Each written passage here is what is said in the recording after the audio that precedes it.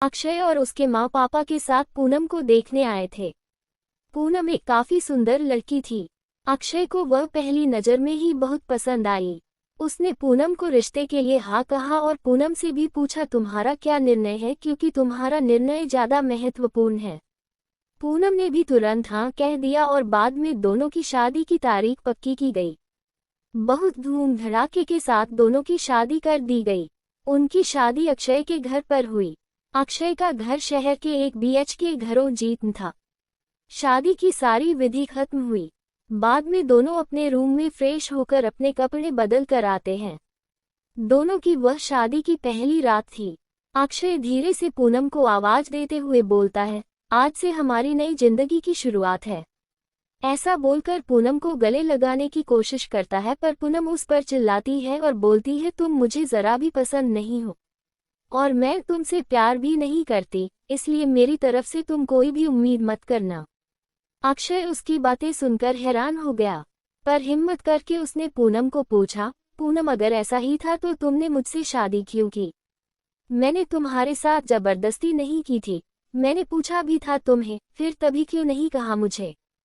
इस बात पर पूनम बोली, मुझे कुछ मत पूछो, 2-3 महीने एडजस्ट करो और उसके बाद हम डिवोर्स लेकर अलग हो जाएंगे। ये सुनकर अक्षय को धक्का लगा। उसने पूनम को समझाने की बहुत कोशिश की, पर उसने अक्षय की कोई भी बात नहीं सुनी और वह उसके निर्णय पर डटी रही। अक्षय उसे बोला, ठीक है, तुम्हें ही ठीक लगता है तो यही करेंगे, पर मेरी एक बात मानोगी क्या? पूनम बोलती है, क्या? अक्षय बोलता है कि एक छोटी सी मदद करोगी। जब तक माँ पापा यहाँ है तब तक तुम यहीं पर रहोगी। एक बार वह गांव चले गए तो फिर सब तुम्हारे मुताबिक होगा। वह भी तैयार हो गई इस बात पर और दोनों सो गए। हर रोज का दिखावा उनका चालू था। माँ पापा के सामने पति पत्नी की तरह रहना उनको समझ में नहीं आए, इसलिए उनके सामने नाटक करना। ऐसे करते करते दिन खत्म होने लगे। दोनों ही नौकरी करते थे, फिर रोज के टाइम टेबल के अनुसार अपना अपना काम खत्म करके काम पर जाना। अक्षय रोज पूनम से प्यार से बोलने का प्रयास करता था, पर पूनम अक्षय को अनदेखा करती थी, क्योंकि पूनम की एक ही इच्छा थी कि उसको जल्दी शादी नहीं करनी थी। घर के लोगों का मन उसे नहीं दुखाना था, इसलिए वो शादी करने के लिए तैयार हुई। पर शादी करने के बाद भी वो फिर से अकेली रहने का विचार करती थी, क्योंकि उसे खुद की लाइफ किसी के साथ शेयर नहीं करनी थी। जैसे तैसे उसके दिन धकेल रही थी। अक्षय मात्र उसे हमेशा अपनी पत्नी का दर्जा देने का प्रयास कर रहा था, पर पूनम कभी भी अक्षय को पति का दर्जा नहीं देती थी। एक दिन फर्श पर पानी गिरा हुआ था, तब पूनम का पैर उस पर अचानक से फिसला और उसका पैर फ्रैक्चर हो गया। अक्षय तुरंत उसे डॉक्टर के पास लेकर गया।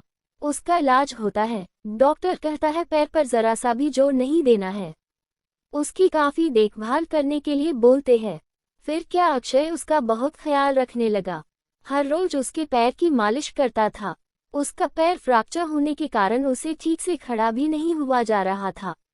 घर के काम और खाने की जिम्मेदारी अक्षय पर आ गई थी, पर अक्षय को तो पहले से ही ये सब की आदत थी, इस वजह से उसे कोई दिक्कत नहीं थी। अक्षय रोज खाना खुद ही बनाया करता था। उसके माँ पापा भी उसे थोड़ा घर काम में मदद करते थे। रोज काम पर जाने से पहले पूनम के लिए नाश्ता और खाना बनाकर खुद के हाथों से उसे नाश्ता खिलाता और फिर काम पर जाता था। टाइम पर उसे फोन करके दवाई लेने के लिए याद दिलाता था। काम पर से आने के बाद सबसे पहले उसके पैरों की मालिश करता था। उसे थोड़ा चलने के लिए मदद करता था। कोई भी काम हो उसके लिए मन से करता था। फिर भी वह अक्षय को प्यार से नहीं बुलाती। उसका मन अक्षय को स्वीकारने के लिए तैयार ही नहीं था। एक दिन पूनम को देखने के लिए उसकी सहेली आए। उनकी बातचीत चालू थी, तब अक्षय दोनों के लिए नाश्ता बना कर लाया।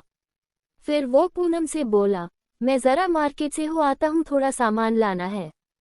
तुम दोनों को कुछ चाहिए तो बता दो। पूनम बोलती है, नहीं अभी कुछ नहीं चाहिए, तुम जाकर आओ। पूनम की सहेली को अक्षय को ऐसे नाश्ता लाते देखकर धक्का लगा। उसने पूनम को पूछा, पूनम घर के काम सब तुम्हारा पति ही करता है क्या? हाँ वही देखते हैं। मेरा पैर फ्रैक्चर होने के बाद से, पूनम की सहेली पूनम को बोलती है कि तुम बहुत खुशनसीब हो जो तुम्हें इतना प्यार करने वाला पति मिला। पूनम के चेहरे पर मात्र प्रश्न चिन्ह था, तभी पूनम बोली, इसमें इतना खुशनसीब होने जैसा क्या है। उसकी सहेली बोली, अरे मेरा पति मुझे पूछता तक नहीं है कि कैसी हो तुम, खाना खाया कि नहीं, और मेरे पति ने आज तक कभी मुझको चाय तक नहीं पिलाई। मुझे भी लगता था मेरे पति भी मेरा ख्याल रखे, ज्यादा कुछ नहीं, पर प्यार भरे शब्द ही बोले तो बहुत होता मेरे लिए। बहुत इच्छा होती है यार, पर इसके बजाय मुझे हमेशा निराशा ही मिली। बहुत मन दुखता है मेरा यार। ये सब सुनकर पूनम विचार में डूब गई। उसके मन में अक्षय के प्रति प्यार जगने लगा। अक्षय का प्यार उसकी आंखों के सामने आने लगा। वह उस पर जान छिड़कता है यह उसे समझने लगा। अभी धीरे धीरे पूनम को भी अक्षय से प्यार होने लगा था। वो उस पर विश्वास करने लगी थी।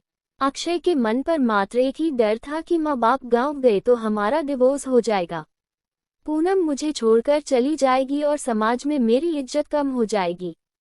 तभी माँ पापा अक्षय को बोलते हैं कि अभी हमें गांव जाना चाहिए, थोड़े दिन रहकर खेती वगैरह करके आते हैं। अक्षय उनको जाने नहीं देना चाहता था और उनको डिवोर्स के बारे में भी बता नहीं सकता था। अक्षय सोच रहा होता है कि अभी पूनम को सब कैसे पूछे, कैसे बोलूं उसके साथ। ऐसे सोचते सोचते ही सो जाता है। सुबह उठता है तो देखता है कि पूनम बहुत जल्दबाजी में थी, वह जॉब पर जाने के लिए निकलती है। तब जाते जाते पूनम बोली कि अक्षय टिफिन बना कर रखा है, लेकर जाना, कपड़ों को इस्त्री करके रख दिया है और नाश्ता भी करके जाना, और हाँ आज घर पर जल्दी आना, ये बोलकर निकल गई।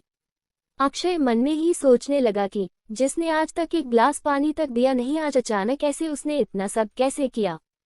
अक्षय का मन बहुत अशांत हुआ हो गया। वह भी सब काम करके ऑफिस के लिए निकल गया। उसके मन में बस इतना ही चालू था कि आज हमें डिवोर्स के बारे में बोलना है। शाम का वक्त होता है। पूनम के बताने के अनुसार अक्षय जल्दी घर आता है। पूनम ने खाना बनाकर सब काम निपटा कर रखे था। घर पर आते ही उसे चाय देती है। ये सब अक्षय के लिए नई बात थी। चाय पीते पीते अक्षय धीरे से पूनम को पूछता है, पूनम तुम ठीक तो हो ना? तुमने निर्णय तो लिया ही होगा ना? मुझे छोड़कर जाने वाली हो इसीलिए सब कर रही हो ना? इस पर पूनम बोलती है, मैंने अपना फैसला ले लिया है और मैं कहीं पर भी नहीं जा रही हूँ। मेरी पूरी जिंदगी में तुम्हारे साथ जीना चाहती हूँ। और जाकर अक्षय को गले लगा लेती है। वो बोलती है, मैं तुम्हें छोड़कर कहीं नहीं जाऊंगी, मैं तुमसे बहुत प्यार करने लगी हूँ और अभी यह हमारा रिश्ता कोई भी नहीं तोड़ सकता।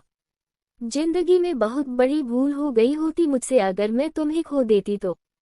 अरेंज मैरिज करके भी तुम्हारे जैसा इतना प्यार करने वाला पति मुझे मिला, यही मेरी खुशनसीबी है।